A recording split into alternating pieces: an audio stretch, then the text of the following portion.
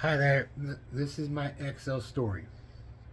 Okay, I remember when I first started taking OAT at my OAT class. This is my first OAT class. And before I go on, here's what OAT stands for: Office Administrative and Technology. Anyway, when I first began Excel, I really didn't care for it because I didn't understand it. I started to understand it. I even took an online Excel class because I thought I was an expert, but then again, I've learned one thing.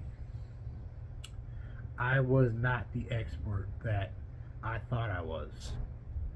Now, the thing of it is, nobody is an expert in Excel. That's one thing I've learned.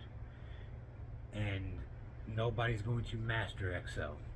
But it doesn't hurt to learn a few skills.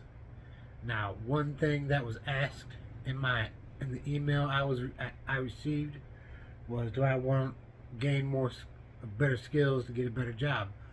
Well, yeah. I mean, that's one of the reasons. And and here's the thing. I don't like doing database work in Excel. If I'm going to do database work, I'd rather do it in Access rather than Excel. You know, there's VLOOKUP. I mean, it's straightforward, but database functions, they're complicated. So I'd rather, like I said, use Access to do database work. Okay? And here's a cool trick that I've learned.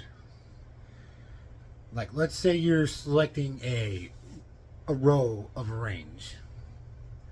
The quickest way to select a row is Control Shift down arrow.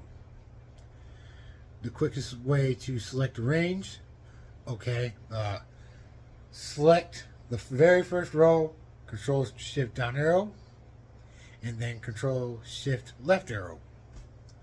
Or you can do the furthest to the right, Control Shift down arrow, and then Control Shift left arrow. Either way. Right now, I'm at that point where I better take it slow because I haven't done anything in Excel in a while. But then when I get better, then I'll get it. But I'm a fast learner.